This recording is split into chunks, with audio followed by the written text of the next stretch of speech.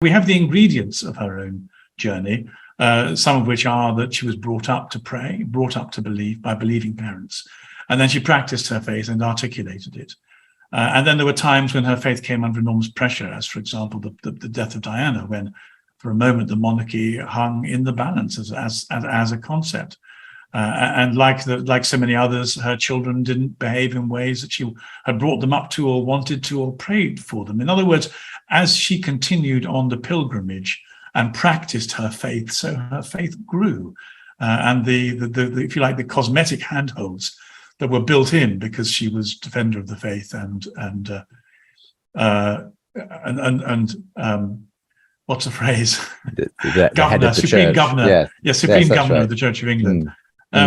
These legalistic, cosmetic, or external things were infused by her own praying, as with us all. If for all those who pray through the days find their faith being deepened, and I think that's what happened with her. Interestingly enough, we know that Billy Graham had a profound effect on her, and I think if we were able to tell the story, and I think probably the soap drama The Queen does, and so some of the books written about her, I think we'd find that was a real catalyst. I mean, the poor woman, of course, has so many sermons preached to her by well-meaning Anglicans. If only being preached to by royal chaplains and other well-meaning dignitaries was responsible for the holiness that I think emerged in her life, we could be proud. But I think probably they weren't responsible. But this holding on to her love of God and her sense of her own vocation through thick and thin. The more faithful we are to God, the more we experience his faithfulness to us. And I think that may have been a way of describing her own journey. Yes, indeed. And it's been evident that she's obviously been committed to going to church and to obviously a lot of Christian charities and so on.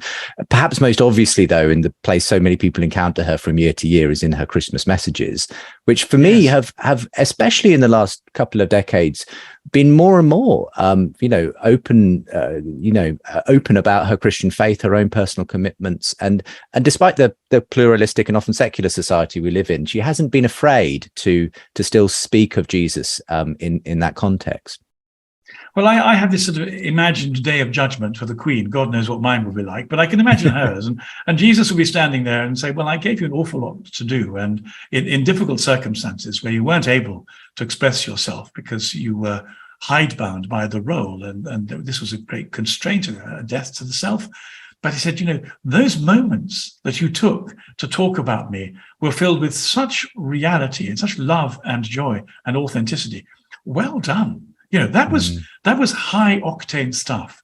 And I think we can all, those of us who believe and who know and have a taste for these things, know very well that she put her heart and her soul into this quite difficult balancing act where one moment during the year, she was allowed to join the public and the private together. And she did it with such expertise. I mean, to do it, as a clergyman, when you come to the midnight mass and it's 1 John, in the beginning was the Word and the Word was God, you think, what am I going to say this year that I didn't say the year before and 20 years before that?